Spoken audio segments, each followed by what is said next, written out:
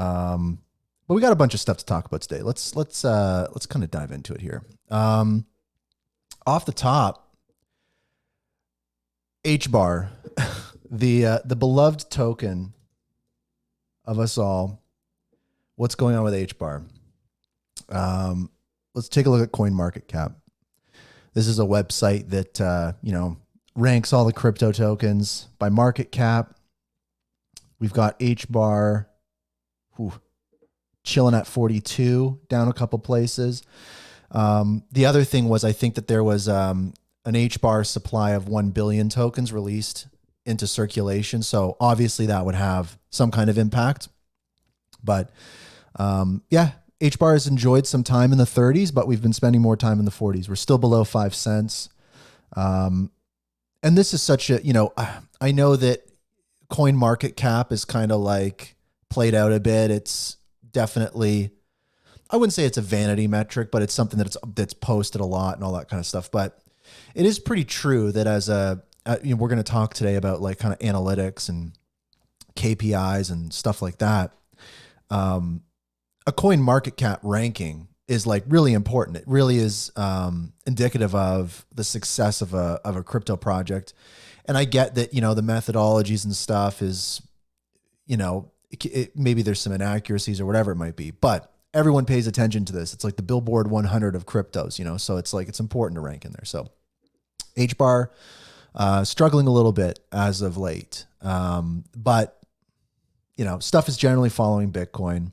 There's a lot of macro factors, but as we've discussed on the show ad nauseum, there are issues in this ecosystem and problems and opportunities that we're working towards. So how's it going, Theo? Thank you for tuning in. Appreciate it. I did a post yesterday or Monday. Can't remember.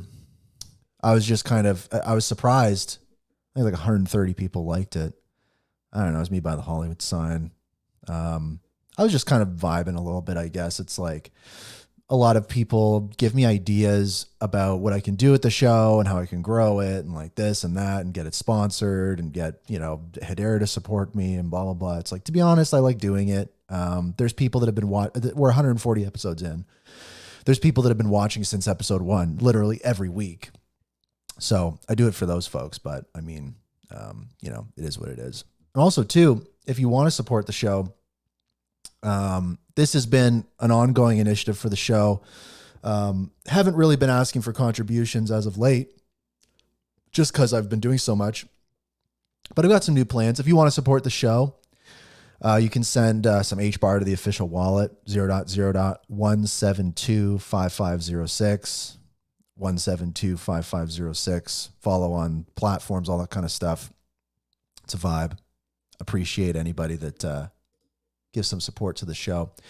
The big news of last week was DeRec, of course. Quick shout out to Hashpack. They joined the DeRec Alliance alongside new members, Input Output, aka Cardano developer. So this was a pretty big event last week. There was a call that was held between leaders of these various ecosystems talking about DeRec, the future, plans, all that kind of stuff. And as you can see here, founding members, Algorand, Cardano, Hedera, Ripple, XRPL Labs. Then we've got Bank Social, Acor, Blade, the building blocks, Casper, Constellation, HBAR Foundation, Hashgraph Association, Hashpack, Oasis. Like, there's some serious players in this. And I think that the key piece for me, watching that stream, the DeRec live stream, there was a post, I'm pretty sure, that I shared. Where was it? There it is. Check this out. This is a post I did. This is a screenshot from the video. It's crazy, right? You got Charles Atkins, Hedera president, David from Ripple X, John Woods from Algorand, Romian from Input Output, Lehman Baird from Hedera or Hashgraph, aka Swirlds Labs, Charles Hoskins from Input Output and Cardano and all that kind of stuff. So pretty wild stuff. Like, this was a pretty major, event. last week that kicked off. And for me, the key insights were really some context. Like I think Lehman did a really good job of framing this well, that what we need standardization of secret recovery, right? Whether it's passwords or your mom's cake recipe or your private keys in crypto.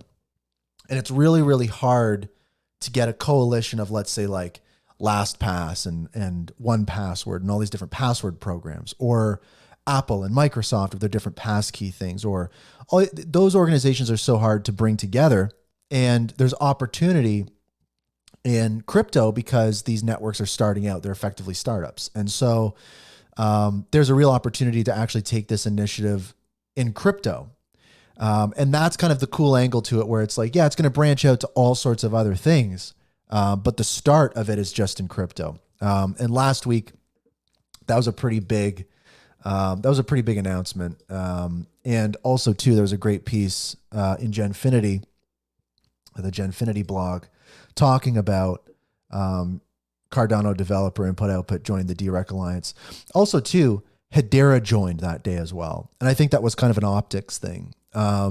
Obviously, Lehman Baird being the spearhead of the DeRec Alliance, having Hedera join day one might be a little weird. So it was kind of interesting to see Hedera join this late into the game.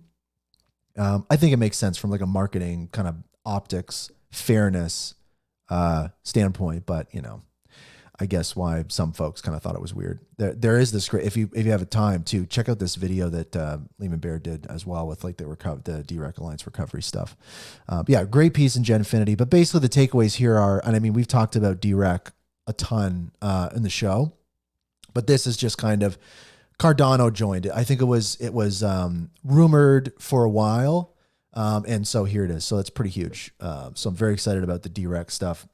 And now kind of the next steps are just waiting to see what those kind of first, implementations look like and how users interact with it for the first time. So it'll be very interesting. Also too, kind of random. We haven't talked about these guys in a bit, but, TOKO, a spinoff of DLA Piper that is a governing council member. Scott Thiel still on the Hedera governing board, but now has left TOKO and DLA Piper and is now part of Materium, or I can't remember what the startup is, but basically TOKO is still obviously building.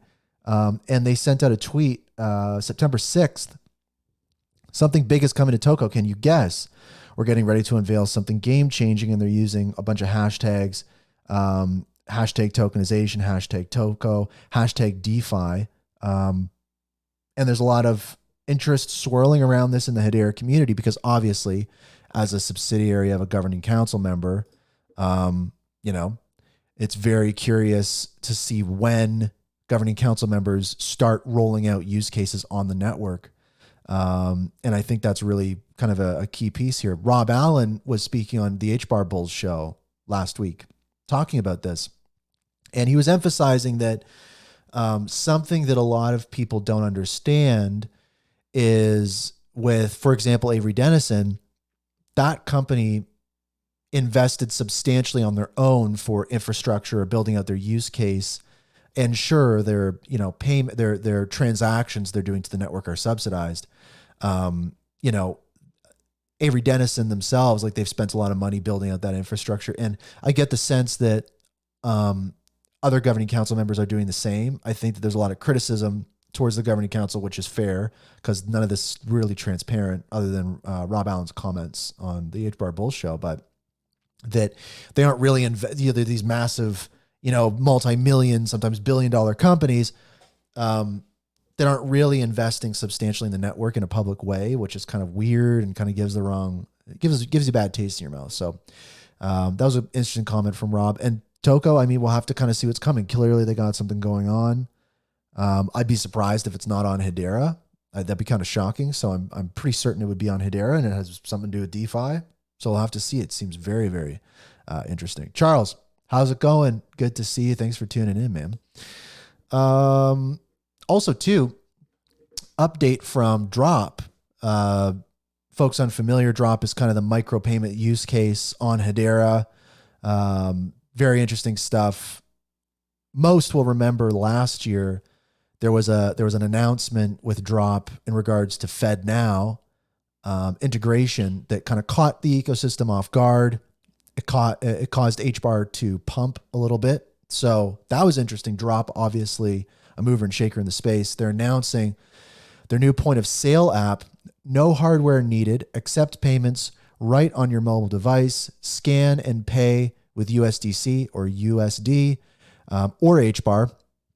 Perfect for independent operators and small business.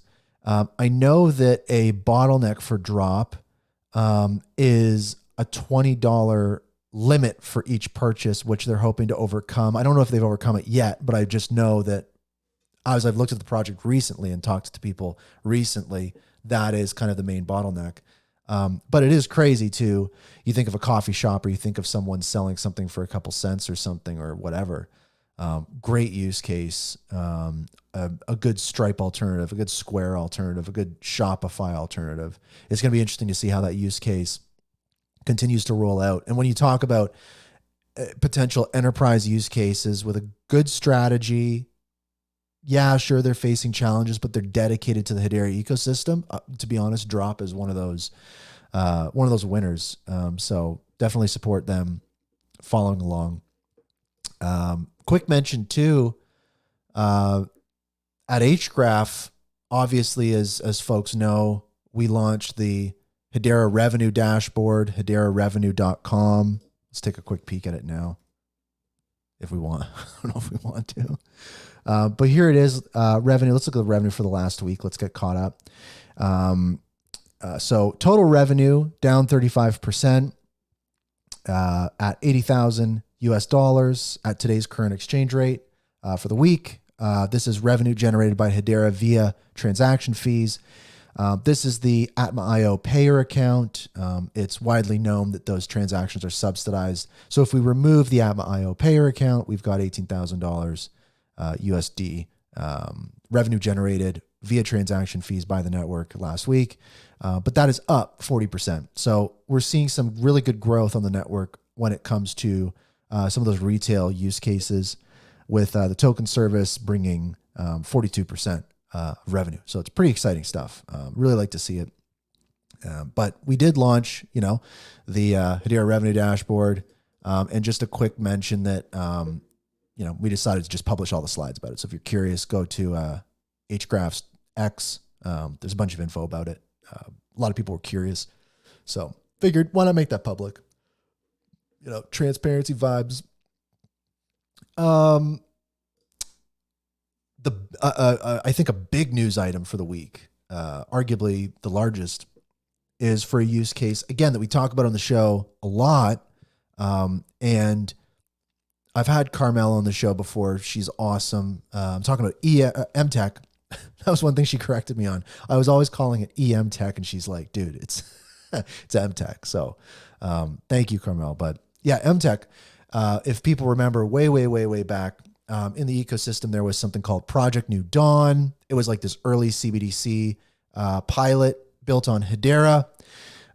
Carmel spun off into EMTECH, which is, again, another use case specializing in CBDCs. And I think also, stable coins and different stuff like that. Infrastructure required for governments and countries to enable tokenized economies. Especially in developing economies. I know they're doing work in Ghana and all different things like that. So very exciting stuff. The big news here, the headline on Accenture's website is Accenture invests in EMTECH to modernize central bank operations. Now, this is very, very exciting. Some quick excerpts here from the press release on, again, Accenture's website. And a quick note too, Accenture is involved in various Hedera projects. I know that they're doing some stuff with Equity Lab that is leveraging the Hedera consensus service for AI modeling. So this isn't the first time Accenture has been associated with a Hedera project, which is pretty interesting. Couple excerpts here is this investment made through Accenture Ventures will support EMTECH in its efforts to transform central banks' financial and technology infrastructure and make it easier for central banks to regulate and supervise fintechs in an increasingly digital economy. There was a great article recently, I don't have it on me, but it was talking about the ramp up of new fintech companies and the amount of money that's transacted and held on those companies. So there's tons of growth in that sector. Another excerpt from this release is, our investment in EMTECH will enable Accenture to help central banks modernize their payment systems, enhance their supervisory capabilities, develop the critical infrastructure needed for tokenization and central banking digital currency. That's Oliver Rappel, the managing director in Accenture's banking practice. So obviously going in. And a quote from Carmel, the co-founder and CEO of EMTECH, this investment and collaboration are the result of a shared vision to guide banks into modernizing their infrastructure and process for the era of tokenization. So this is big stuff. This is a use case that a lot of people are interested in. Now, there was concerns because, a lot of these use cases that we've heard a billion times, things move slow. There's a lot of work that needs to be done. And there were some concerns of like, are they still building on Hedera? Can we confirm that? Because I know that we've had a few use cases in this ecosystem that have migrated from Hedera for various reasons, maybe lack of liquidity or support or whatever you might, anyone would kind of choose a different network. But there was a tweet posted by Carmel responding to a question to this effect. And she says, thank you for your support along the way. And yes, we're still working with Hedera for our CBDC. I have not found another protocol that meets our standards for a CBDC. So right there, this is a Hedera project. Very exciting stuff. I don't think it can be understated how cool this is to have a CBDC use case at this time of this caliber on Hedera. Yes, astute observation, HBAR News. I wonder if that website is still up. Let's see if this website's still up. Let's go deep, guys. Yeah, it is still up. Let's see. Yep. That's a great observation. So HBAR News said, Microsoft is a partner in Project New Dawn. And as you can see, we've got Carmel here as the president and CEO of EMTECH, formerly IBM, some other folks here. This is kind of a more all-encompassing initiative in regards to CBDC type stuff. And as you can see here, in collaboration with EMTECH, Hedera Hashgraph, Microsoft. Microsoft has been attached to a few different use cases on Hedera. So obviously there's been tons of rumors about them joining the governing council, this and that. So who knows, to be honest, but good observation. What else we got going on? Oh yeah. HIP-580. This was a very interesting thing. So HIP-580 is an addition to what we talked about previously, which was mutable NFTs on Hedera. So folks unfamiliar, I think I had Patches on the show a while back talking about this, but I think it was what was it? HIP-657, if I'm right. If I'm right, I'm going to freak myself out. Oops. Yeah, man, I need help. I'm memorizing HIP numbers, Jesus. So this is a HIP from Patches, originally HIP-657, just for some background. This is about mutable metadata. So essentially having a new key on a non-fungible token on Hedera, similar to an admin key or a supply key or a freeze key or whatever, to allow you to update the metadata attached to the NFT remotely. So dynamic NFTs. So essentially if you have like, let's say a baseball card NFT, being able to update the player stats on the baseball card inside of people's wallets. Not saying this is required. You can always have mutable NFTs. But in regards to backwards compatibility, you kind of go, oh, that's awesome. I have this collection or I have this NFT that I really have been meaning to update, but it was created before HIP-657. It was created before mutable metadata on Hedera. What do I do? So what this HIP-850 is about and addresses is leveraging the supply key to bring this same functionality to NFTs released before HIP-657, but you have to have it in your wallet. So basically what this means is, yeah, for sure, you can update your backwards compatible NFT, but the exception, the catch here is that it has to be in the Treasury wallet. So what this HIP means is if you have a supply key on a collection, an NFT collection, if you bring an NFT from that collection into the Treasury wallet, right, the wallet that minted the NFT, you can use that supply key to update the metadata. So I think a really necessary addition for some projects for backwards compatibility, and very cool. They got some code examples here, all sorts of different ideas for how it can be used. This is an important update. So HIP-850, bullish on HIP-850. Also, this was great. Wall Street Journal with an article about Firefest. Fire Festival 2 is happening. The only question is where and when and how. And I know we've probably all watched the documentaries, Billy McFarland, the disaster that was Firefest. But as we also know, he competed in karate combat in the influencer program. Same one that May from Hashpack did. I can't recall if he won or not. Shout out if he did, Billy. But in this Wall Street Journal piece, he mentioned karate combat. He says, karate combat on the beach. I think that would be amazing. So only LARPing, obviously the founder of Karate Combat, tread carefully into Firefest 2. Get paid. But yeah, I think that's pretty awesome stuff mentioned in the Wall Street Journal.